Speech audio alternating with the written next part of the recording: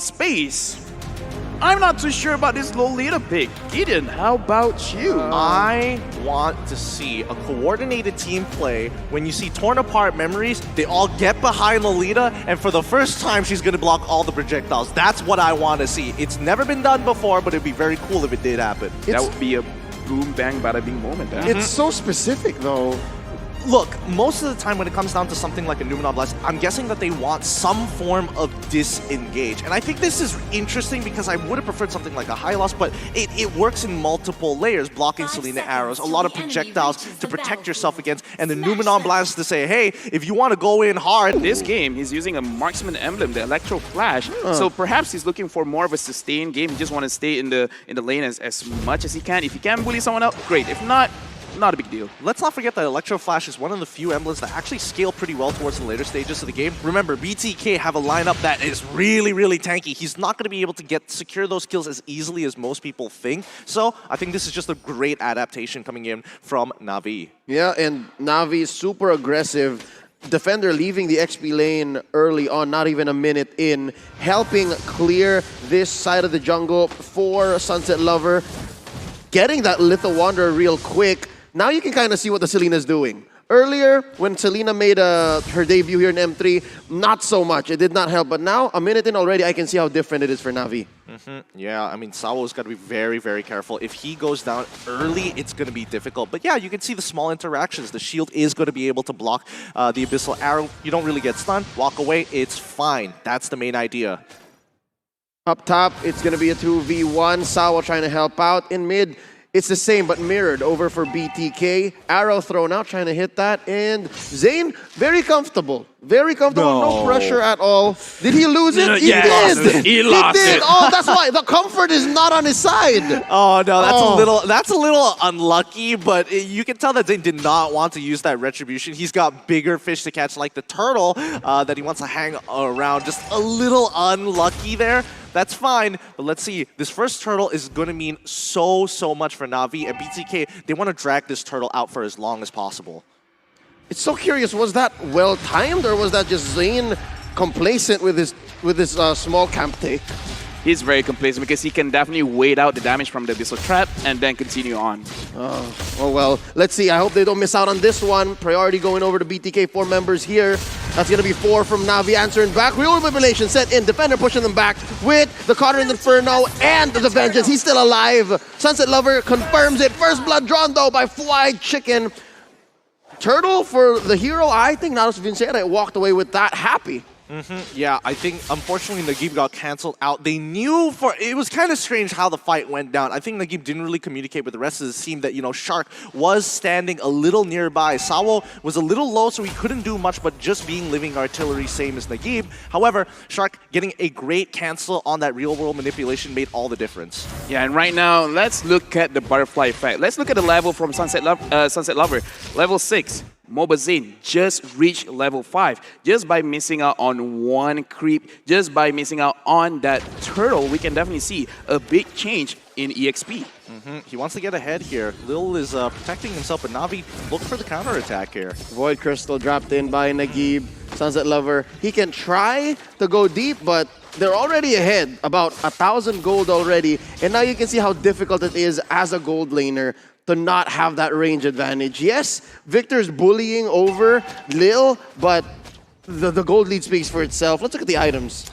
Yeah, right now let's looking at Lil. Lil has a mix of everything. He has a little bit of damage, he has a little bit of HP, as well as magic resist. Looking like he doesn't care too much about this early game. He just wants to have equal of everything. He just doesn't want to die, which does show in his emblem of choice. So it looks like NAVI is playing a very different game than what we usually see in the Southeast Asia region. Honestly, I think they're playing for first item. I think that's the general idea. Even though Lil may not necessarily have a lot of control over the lane unless the rest of NAVI is rotating to that side of the map, you can see he's got more gold than Victor, he's got more EXP than Victor, and Victor, who also took Avarice. As long as Lil plays a passive game and minimizes the effectiveness of this rune, then I guess it's fine for him. Yeah, no, the range differential is so huge. You have to hit your opponent to get the extra money, and it's not just happening right now for Victor. Zia popping the feathered airstrike. Nagib throwing out those void crystals. Sawo just putting up a perimeter with the threat of activation. Oh, here we go. Speaking of activation, Numinum Blast hitting nothing but air. Down goes Zia, defender again, biting down. Shark, his target. Arrow thrown out by Sawa, pushing away the rest of BTK. Navi gonna look to confirm their second turtle. Okay, nicely done. Very nicely done for either teams. They have very clear ideas of how they want that fight to shape out. And the moment it's not going their way, they back out there. Turtle slain here, brought to you by the STB. My goodness, so far it's been going pretty good. Amazing conversion rate for Natos Vincere here. They're gonna go ahead and take that turtle buff, use it to space out top lane, take that turret, and then answer back to mid. They're not gonna let BTK get this for free. Arrow thrown out by Sawa. Trap set in underneath Zane. Oh, look at the burst! Wow. Zane is not happy. Look at that. Oh. I mean, he will be okay. Okay, he will be okay at the end of it. He needs the recall, unfortunately, and pathing up might not be the greatest option. Lil's going to get attacked, and yeah, cross-map plays are being happened. Natos Vincere very, very mobile. Lil, oh, three-man gank squad down bottom. Victor, finally a little bit of space, room for him to breathe. But Sunset Lover gonna clear this wave just in case Lil comes back soon enough, because next turtle coming down bot. With 60 seconds on the clock here, the question is how is Navi going to be going above and beyond, right? When it comes down to choking out the jungle and really getting ahead in terms of that gold. So far, it's going well. It's 1K, but it's 6 minutes in. They've got about less than 2 minutes before they start getting into mid-game. And so far, BTK making sure that even if they do get cut, there's barely any bleeding. I would even make the argument BTK is still winning.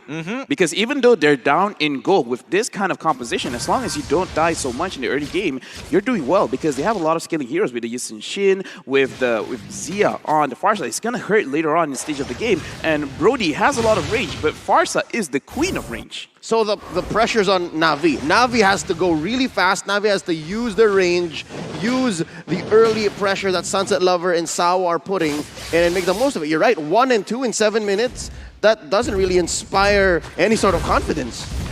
I think the worst part about it all is that Navi is trying to use bush tactics to their advantage, but when you're up against someone like Yishin Shin, the Mountain Shocker just gives you way too much information. They have to come up with a different plan, and I think split pushing is what they've decided on.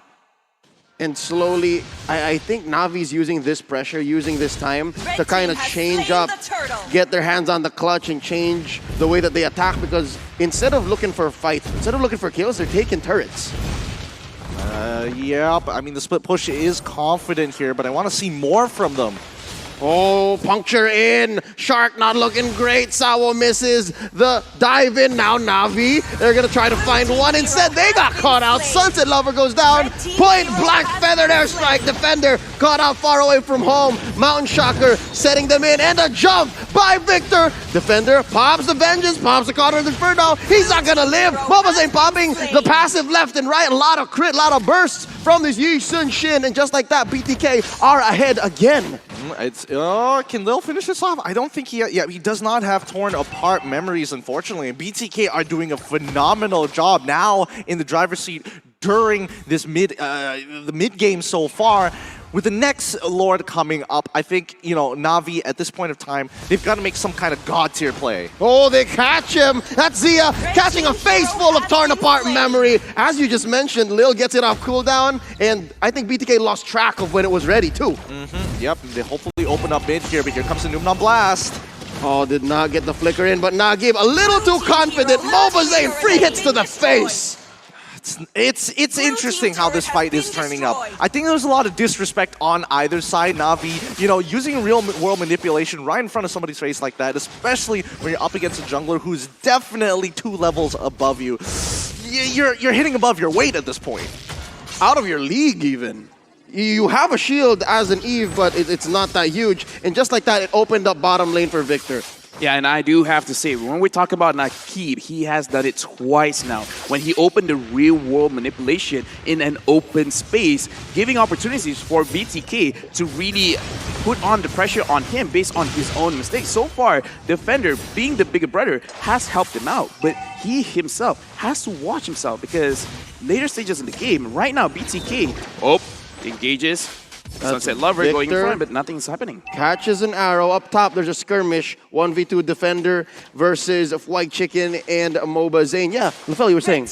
Now, right now, we can see that Navi has a lot of options, and Lil getting caught out. BTK doesn't want to stop. Lil's going to get taken down here. Numinum Blast to make sure they confirm the kill. Shark here at the tip of the real-world manipulation. Victor kept in as well. They're happy to go for the one-for-one trade. Oh, the patience from Sunset Lover. He could have just gone straight on towards Phoveus, but you needed to make sure that Nagib is going to have a good time. He gets hit by the Astaroth's Eye, but he doesn't want to give him multiple procs to dodge the damage. So really good play coming in from Navi. Unfortunately for Lil, he has to pay the price, but at the end of the day, it's going to be BTK who's going to be coming up on top of him in the economic game. Yeah, right now when we look back at the replay, we can see that Lil is a little bit tanky, and this comes to question, what is he building right now? Because it's obvious that he has the Athena shield, but I'm worried that he prioritizes so much on his defensive capabilities right now to the point where Navi does not have enough damage. Yeah, basically he's just a torn apart memory machine and that's it. Like he has to make sure he has stacks, get the ult in, and that's not the way you play Brody, ideally. Ideally, you want to be able to still hurt even with your basics. At least have a Blade of Despair. Yeah, at least have that Blade of Despair. That's the one we were looking for. But he's building it right now. He's taking a Malefic Roar instead just to kind of break structures open because they are going for their secondary win condition, which is going to be trying to get through the mid game with the help of their split pushing powers.